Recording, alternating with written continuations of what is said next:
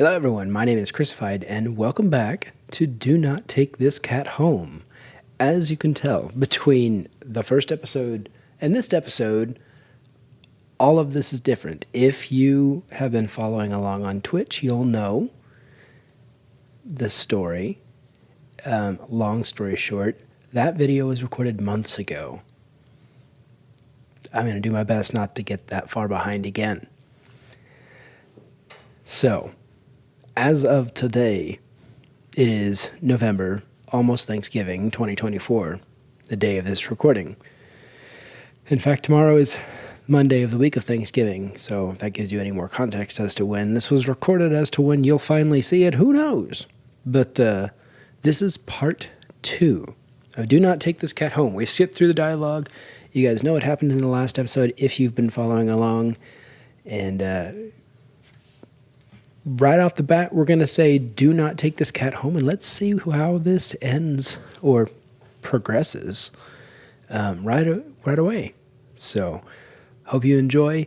Reminder that last time it gave us a warning at the beginning of the game, which we've skipped through, but this game does contain sensitive content. I will do my best during editing to warn you if an episode or a scene coming up might be something that you need to skip through, and I'll try to remember to put in timestamps so that you can skip past certain things if need be. So, future me, do a good job. With a sigh, you take a decisive step back. As cute as the cat is, you really can't afford to be taking in a pet on a whim. Rent's coming up soon, and your job doesn't exactly leave you rolling in dough. You give the cat a sad nod. Sorry, good luck out here, okay? ... You turn around and leave the cat in the alley behind. Rain's picking up. ... Time to head home. Ending? Yeah, what? Okay. Now skip through all this. Skip-a-roni. Take the cat home. Alright. We're going to be skipping through dialogue and probably editing through some stuff. We're going to skip through all the stuff that we know we've done before. Everything is fuzzy, black and red and white. It hurts. You can't stop. There's a shadow behind you, but the cat is in front of you. What in the world is behind you? We're not looking behind. Last time we were like, that's interesting. Keep running. ... Huh? Interesting? How very, very interesting.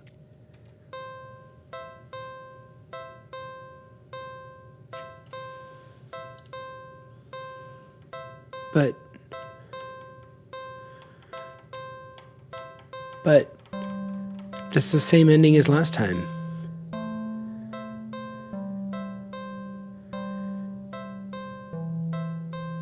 Now I'm confused. Continue. ... You're walking. Right, of course. It's the first time in a while you felt like going out, and you're actually glad that you did. Oh.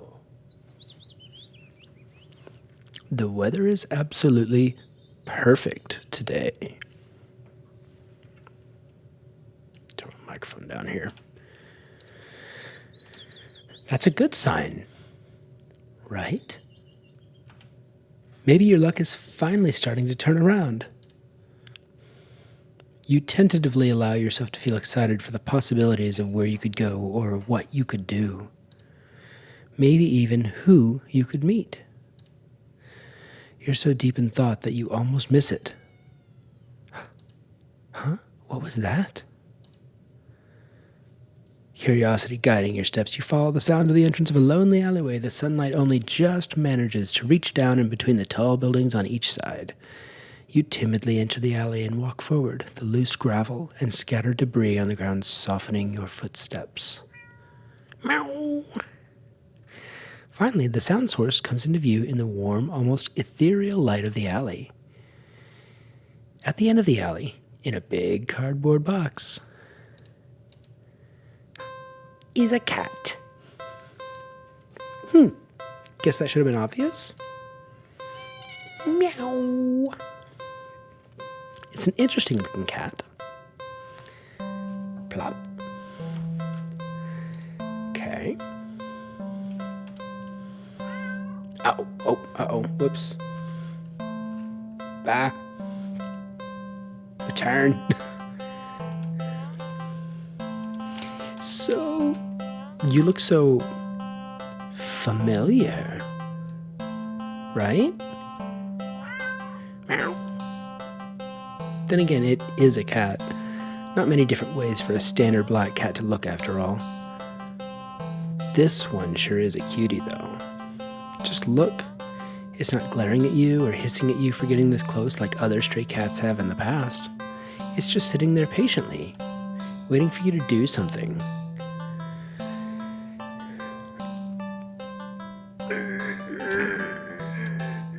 This is probably going to say anything we're going to say. No, sadly, as cute as the cat is, you'd never take this thing home with you.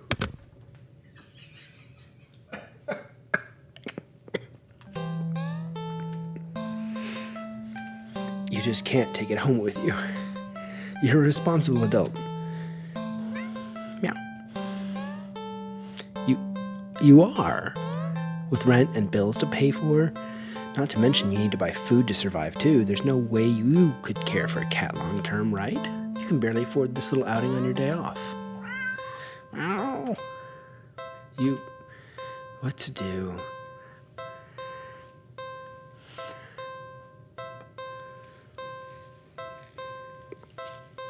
There's so many choices. There's so many choices. Alright, well, leave the cat. You don't think it's a good idea to get the cat's hopes up of having someone look after it if you're not willing to commit. What if it gets attached and somehow tracks you back to your home? You'd never get away from it. Sorry, see you around, but I guess. You stand up, the cat watching your every move. You make it halfway out of the alley when the cat meows almost pitifully at you. Aww.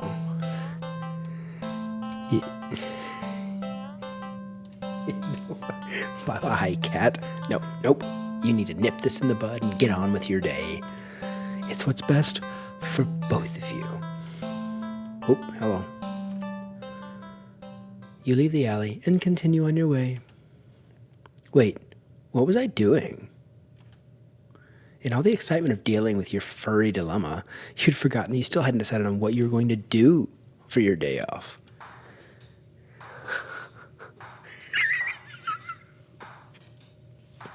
Dog park.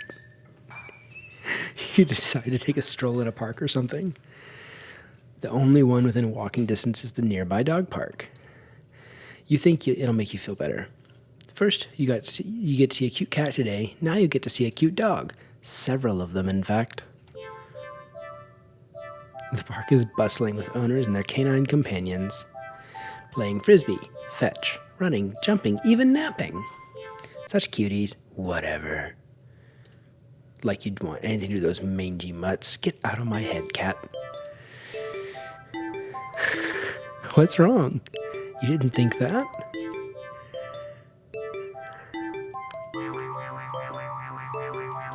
You decide to move on. The dogs are all so adorable. You want to pet every single one you come across. But you know not all owners are cool strangers just walking up and manhandling their pets. Not all dogs appreciate it either. So, you stroll around the path, trying to exude a welcoming aura that will beckon one of these cute doggies to you. Hey guys, editing me here. Just wanted to let you know that the upcoming scenes contain some disturbing text and disturbing content. So viewer discretion is advised. You don't have to wait very long. Look at those eyes. You stop as the smallest, cutest puppy you've ever seen scampers up to you, blocking your path. I'm sorry, what? This gets dark fast. Do I leave the park or do I pick up the puppy? Do I leave the park or do I pick up the puppy? Do I leave the park or do I pick up the... We pick up the puppy. You pick up the puppy and... drop it. Hold on. You barely manage to rein in the reflex to throw the puppy as far away from you as possible. With shaking hands, you quickly place the puppy on the grass and take several jerky steps back. The owner seems confused by your reaction to their puppy, but you just wave at them in a daze before hastily stumbling away. You're not feeling so great about being at the park at the moment. Maybe you should leave? We're gonna stay at the park. We need to be here. You stay at the park. You will stay. You try to calm down by watching all the dogs from afar as you walk along the path. But every so often, one will run up to you.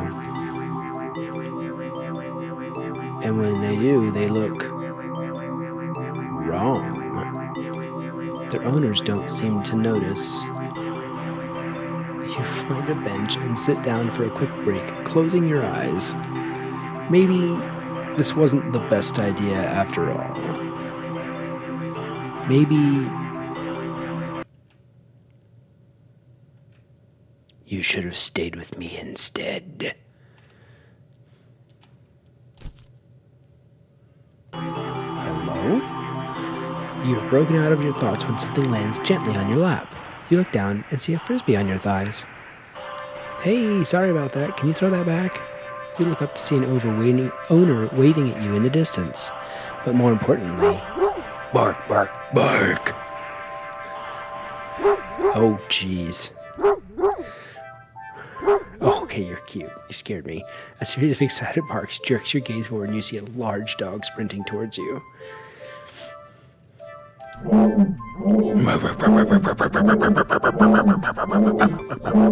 Oh, gosh. God.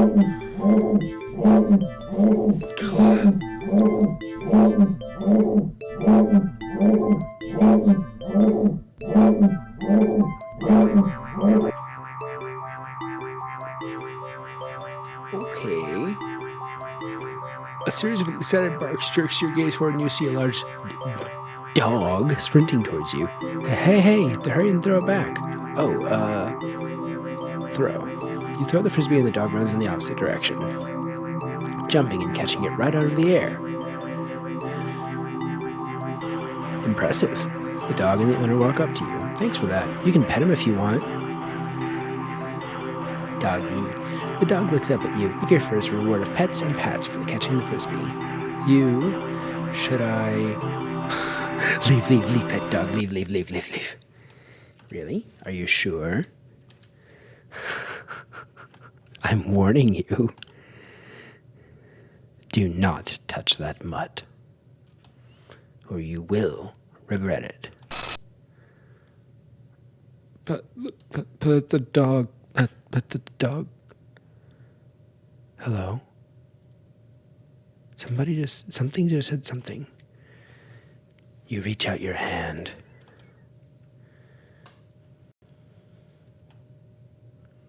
And pet the dog. Arf, arf. The dog seems pleased. You don't feel well. Suddenly, the sky begins to darken rapidly.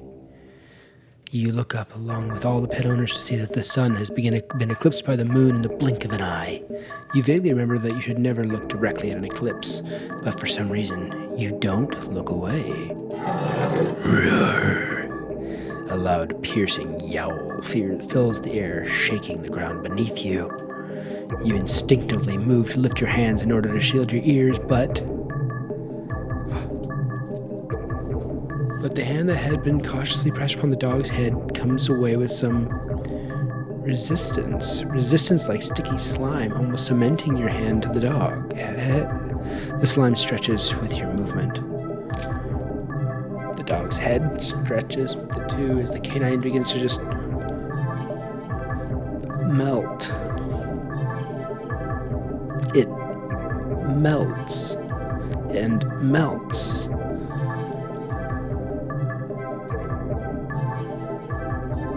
until it becomes a pile of goo at your feet.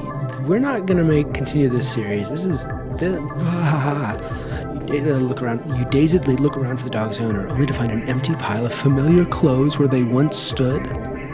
You see similar piles of clothes next to piles of goo scattered all across the park's open field. All the dogs, all their owners. The melted goo of the dog in front of you then starts to move with a shudder. Oh, no.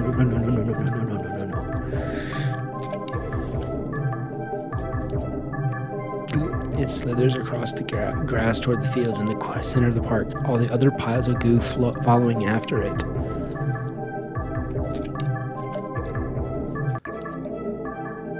They mix and meld together into a single entity that shifts and undulates and bulges and grows. You watch in dazed horror as it then fills out and shapes itself.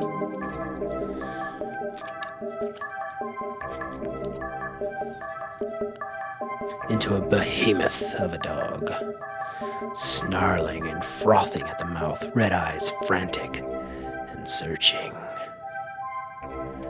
Before the glowing orbs land directly on you. The rumbling growl it emits is so low and deep, you can feel the sound of it crash into you. Leave the park? Yikes.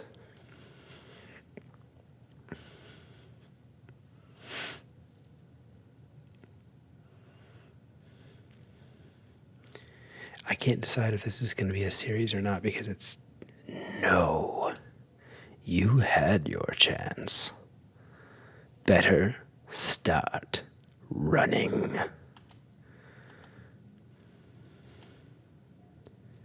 You try to run.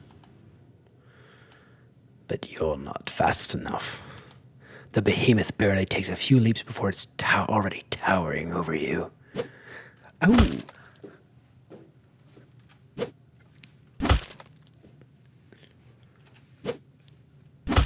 Okay, we get it. It tears you apart until there's nothing left.